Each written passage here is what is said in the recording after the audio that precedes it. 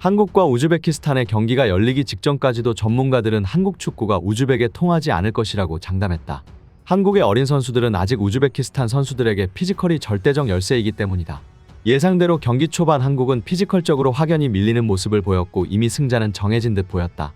하지만 그렇게 생각하는 순간 한국의 플랜 B 전술이 가동됐고 한국의 어린 선수들은 이내 놀라운 움직임을 보이기 시작했다.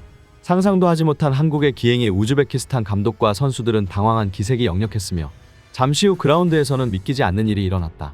현재 한국과 우즈베키스탄의 U17 준결승전이 끝난 이후 현지 외신에서는 한국 U17 대표팀이 정말 17세 이하 선수들이 맞는지 다시 한번 확인해야 된다는 얘기가 나올 정도로 한국에 대한 극찬 세례가 쏟아지고 있습니다. 특히나 몇몇 해외 전문가들은 한국 U17은 단순히 축구를 잘해서 황금세대인 게 아니다. 축구를 잘하는 데다가 이것까지 할 수 있기 때문에 황금세대인 것이다라고 주장하고 있는데요. 과연 우즈벡전에서 한국 U17은 어떻게 축구계를 놀라게 만든 것인지 해외 반응과 함께 자세히 알아보도록 하겠습니다. 한국 축구가 또 해냈습니다. 변성환 감독이 이끄는 U17 대표팀이 우즈베키스탄과 대회 4강전에서 승리하며 21년 만에 우승에 도전할 수 있게 됐습니다. 얼마 전 U20 대표팀이 연령별 월드컵 4강에 진출하는 경사가 있었는데 또 한국 국민들의 가슴 설레이는 일이 일어난 겁니다. 이로써 변성환호는 지난 2014년 태국 대회 이후 9년 만에 결승행을 확정했습니다. 이미 한국은 8강에서 개최국 태국을 4대1로 격파하고 준결승에 안착, 대회 4위까지 주어지는 U17 월드컵 출전 티켓이라는 첫 목표를 달성했지만 21년 만에 정상을 노리게 된 것은 매우 의미가 큽니다. 지난 1986년 처음 출전한 대회에서 첫 우승을 하는 한국은 이제 세 번째 우승에 도전합니다. 결승전 상대는 네 번째 우승을 노리는 일본입니다. 가장 막강한 상대가 결승에서 기다리고 있습니다. 일본은 지난 2018년 대회에서 우승한 디펜딩 챔피언이며 2020년 대회가 코로나19 팬데믹으로 취소되면서 두 대회 연속 재패를 노리고 있습니다. 흥미로운 것은 한국이 이기면 일본과 같은 3회 우승국이 되고 일본이 이기면 4회 우승이 되면서 한국과 격차를 벌리게 됩니다. 즉 최다 우승국 타이틀이 걸린 셈입니다. 게다가 득점왕 경쟁도 걸려 있습니다. 한국은 김명준과 윤도영이 나란히 4골씩, 백인우가 3골을 넣고 있습니다. 일본은 모치즈키 고헤이가 4골, 나와타 가쿠와 미치와키가 3골씩을 기록하고 있습니다. 따라서 경기 결과는 물론 누가 골을 넣느냐도 중요한 요소입니다. 이 경기는 외신들도 벌써부터 기대를 모으고 있는데 사실상 U17에서 가장 강력한 두 팀, 무엇보다 이번 대회 가장 돋보이는 공수 밸런스를 갖춘 두 팀이 만났기 때문입니다. 이번 대회를 치른 5경기에서 한국은 15골 4실점골, 일본은 19골 6실점을 기록했는데 해외 전문가들은 거의 용호상박으로 보고 있습니다. 특히나 변성환호에는 이번 한일전이 설욕전이기도 합니다. 지난해 6월 U16 인터내셔널 드림컵에서 0대3으로 완패를 당해 갚아야 할 빚이 있는 상태입니다. 당시는 조직력을 제대로 갖추지 못한 상태였기에 아쉬움이 컸지만 이번엔 다릅니다. 지금의 한국 U17은 버전 2.0의 한국이라고 봐도 무방하기 때문입니다. 이 한국의 선수들이 어린 나이임에도 불구하고 믿기지 않는 속도로 진화하고 있다는 것이 바로 오늘 펼쳐진 우즈베키스탄 전에서 드러났습니다. 우즈베키스탄은 지난해 10월만 해도 한국이 넘어서지 못한 산이었습니다. 한국 선수들의 개인 기량은 매우 훌륭한 것은 분명하지만 피지컬적 차이가 존재했기에 우즈벡을 넘는 것은 결코 쉬운 일이 아니었던 겁니다. 당시 우즈베키스탄에게 선제골을 넣었음에도 막판 연달아 2골을 내리 실점해버리는 집중력 부족 문제도 보였습니다. 하지만 어디서 어떤 깨달음을 얻은 것인지 1년 만에 한국 U17은 완전한 버전 2.0의 다른 팀으로 변모했습니다. 그것은 한국을 피지컬로 찍어눌러 승리를 거두겠다고 호언장담한 우즈벡 감독과 선수들을 패닉에 빠지게 만들기에 충분했습니다. 오늘 경기를 잠시 복귀해보겠습니다. 한국은 역시 뛰어난 신체 조건을 앞세운 우즈베키스탄의 강한 압박에 고전했습니다.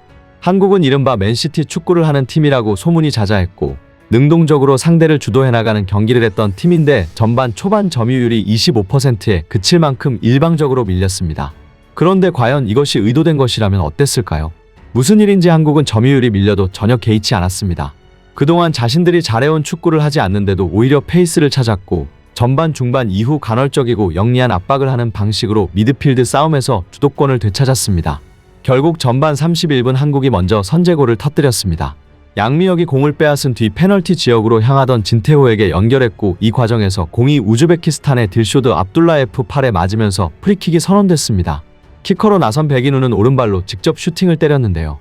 이때 백인우의 발을 떠난 공은 문전에서 한 차례 바운드된 뒤 그대로 골문 구석에 빨려 들어갔습니다. 선제골을 넣어 리드를 잡은 한국.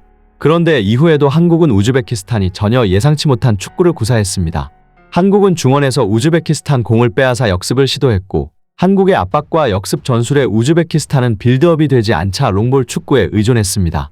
결국 우즈베키스탄은 경기에서 말리는 모습을 보였고 한국이 리드를 지키며 승리를 거뒀습니다. 즉 한국은 지금까지 해오던 방식과 전혀 다른 방식으로 우즈벡을 상대했고 피지컬적 열세를 극복한 겁니다. 놀랍게도 8강전까지는 우리가 늘 하던 공격적이고 전방에서 압박하는 축구를 해왔다면 이번 4강전은 전술을 바꿨습니다. 원래 우즈베키스탄이 하던 축구를 우리가 했습니다. 한국은 우즈벡 니들이 공을 가져서 주도해 우리는 역습할게 전술을 보였고 이에 우즈벡은 말려들어서 아무것도 못했습니다.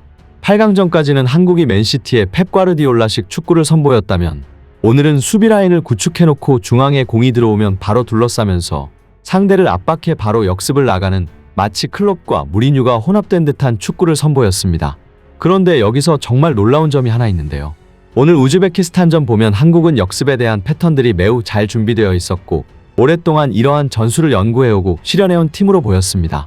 그러니까 오늘의 축구 방식은 한국이 지금껏 해오지 않던 축구 방식임에도 불구하고 심지어 대회가 열리기 전에도 시도해보지 않았던 축구 방식임에도 불구하고 수준급으로 소화해냈다는 겁니다.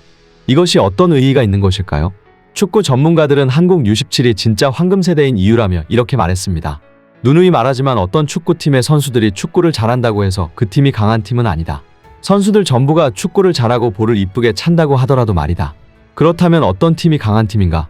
경기에서 이기는 팀, 이길 줄 아는 팀이 강한 팀이다. 아름다운 축구를 하건 지루한 축구를 하건 화려한 개인 플레이로 이기건 팀 플레이로 이기건 결국 중요한 것은 경기에서 이기는 것이다. 이런 견지에서 보면 한국 U17은 놀라움의 대상일 수밖에 없다. 왜냐하면 그들이 우즈벡에서 보여준 장면들은 17살의 어린 나이임에도 경기에서 이기는 방법을 완벽히 알고 있었기 때문이다. 우즈벡전 보여줬던 성굵은 축구는 그들이 해오지 않는 방식이었음에도 감독의 요구를 그라운드 안에서 완벽하게 수행해냈고 그들의 위닝 멘탈리티는 조직력을 말 그대로 극대화시켰다. 즉 익숙하지 않은 축구일지라도 그들의 위닝 멘탈리티가 익숙한 것처럼 만들어버린 것이다. 어떻게 단기간에 이렇게 비약적인 성장이 가능했던 것일까? 놀라운 발전 속도를 보여주고 있는 한국의 U17은 축구계가 분명히 주목해야 할 것이다. 이제 마지막 일본전이 남았습니다. 과연 일본전 경기 양상은 어떻게 흘러갈까요? 먼저 한국은 로테이션 선발 라인업을 사용한 이란전의 패배를 제외하면 이번 대회 내내 상대를 경기력 면에서 압도하는 모습을 보여왔습니다. 특히 그동안 대한민국 대표팀의 고질적인 문제점으로 지목받던 기본기 면에서 환골탈태한 모습을 보여주며 17세 미만 대표팀임에도 불구하고 많은 이들의 관심을 끌며 결승 진출에 성공했죠.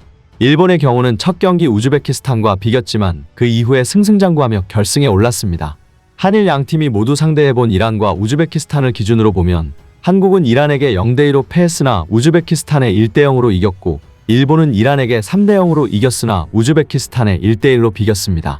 다만 한국의 경우 이란전을 앞두고 8강을 확정지어 주전 선수 7명을 빼고 경기를 시작했다는 점을 주목해야 하며 일본의 경우도 우즈베키스탄과의 경기가 대회 첫 경기였기에 당시까지 태국 현지 적응이 잘 안 되었을 가능성도 주목해야 합니다.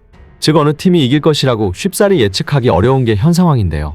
하지만 우즈벡전에서 한국이 비약적인 성장의 결과를 가감없이 보여준 것을 생각하면 한국이 승리를 따낼 것이라 믿어 의심치 않습니다. 좋은 결과가 있길 바라며 영상 마치겠습니다. 끝까지 시청해주셔서 감사하며 구독과 좋아요 꼭 좀 부탁드립니다.